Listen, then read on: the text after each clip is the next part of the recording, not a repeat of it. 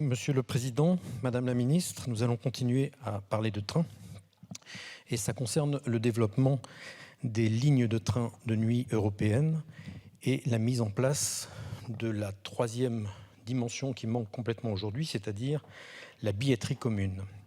Les trains de nuit complètent avantageusement les trains de jour et les trains à grande vitesse et sont tout à fait adaptés aux trains internationaux à travers l'Europe.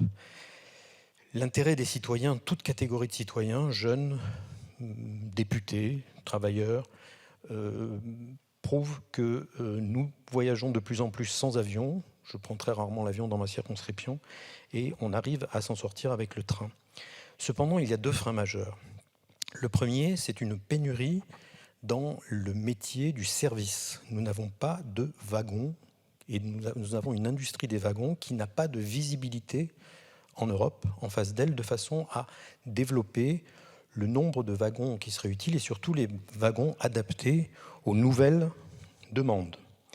Donc ma première question, que prévoit le gouvernement, en particulier avec ses partenaires européens, pour continuer à donner de la visibilité à l'industrie ferroviaire roulante, de façon à ce que non seulement on puisse développer, parce qu'il y a des rails qu'il faut faire, mais aussi on puisse développer des nouveaux services, des trains qui arrivent à l'heure, des trains où on peut mettre son vélo, des trains où on peut travailler, des trains où on peut manger, des trains où on peut dormir, etc. La deuxième question est une question moins fréquente, parce qu'il y a un métier pour développer le train qu'on oublie toujours. Et pour faire des trains, il faut des voies ferrées, ça c'est de l'investissement, il faut du roulant, il faut des services, et il faut pouvoir vendre des billets aux gens qui les achètent. Et aujourd'hui, les 4 grosses entreprises ferroviaires auxquelles je m'adresse, c'est-à-dire PKP en Pologne, Deutsche Bahn, ÖBB en Autriche et la SNCF, ne refusent de travailler ensemble sur le ticketing. Il faut que je repaye mon billet parce que j'ai passé une frontière. Il faut qu'on est incapable d'acheter certains billets quand on n'est pas domicilié exactement dans le bon pays. Donc, les compagnies ferroviaires aujourd'hui ne donnent accès qu'à un nombre de billets restreint aux autres compagnies ou aux entreprises de vente de billets et d'agences de voyage. Donc, le même ticket ne sera pas affiché, on ne pourra pas l'acheter. J'ai encore eu du mal à me déplacer à Berlin la semaine dernière. Donc, c'est un cas quasiment de concurrence déloyale et je prétends que ce troisième métier du ticketing, c'est celui qui va nous bloquer pour le développement des trains.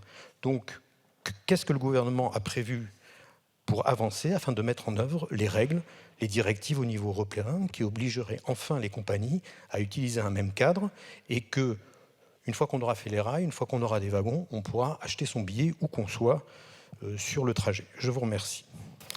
Merci, Monsieur le député. Madame la Ministre.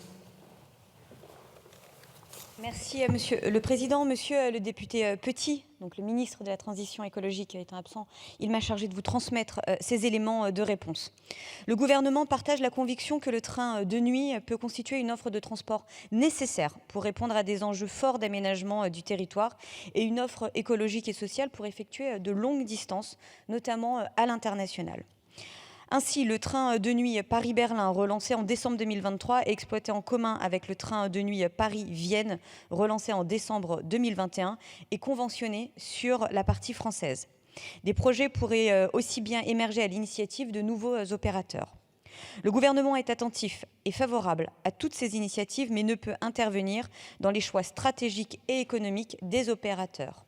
En revanche, il soutient les propositions permettant de lever les freins au développement de services, telle la proposition de règlement européen sur l'utilisation des capacités de l'infrastructure ferroviaire dans l'espace ferroviaire unique européen, actuellement en négociation.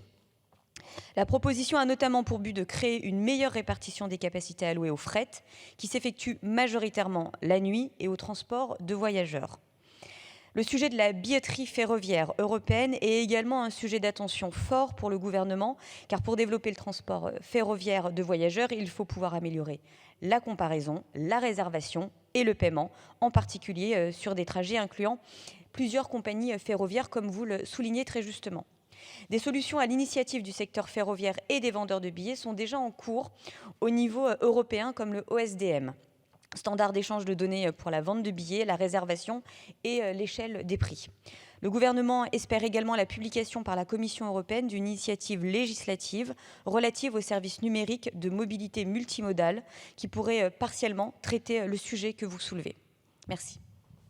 Merci Madame la Ministre. Monsieur Petit, vous avez encore un peu de temps. Merci Madame la Ministre. Je pense quand même qu'il y a deux choses qu'il faut garder en tête. D'abord, le développement de services, ça viendra de la société. Donc aujourd'hui, nous travaillons sur un stock de wagons qui est insuffisant. Donc vraiment, je pense qu'il y a un travail à faire de développement d'une base industrielle adaptée européenne, parce qu'il n'y a que là qu'il y a la manière d'investir et qu'un industriel se lancera pour faire une ligne de nouveaux wagons sur 10 ans ou sur 20 ans pour l'amortir. Deuxièmement, sur le ticketing, vous avez rappelé un certain nombre de choses. Vous avez dit très fort justement dans la réponse du ministre sur le trajet qui les concerne. Voilà, donc ça veut dire qu'il faut que je me réveille à minuit parce que je passe une frontière et que je change de billet.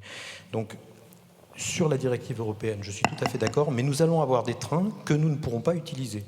Nous allons avoir des trains que nous ne pourrons pas utiliser si nous n'agissons pas vite, aussi vite que sur les autres domaines, sur le ticketing. Merci, monsieur le député. Monsieur Gage.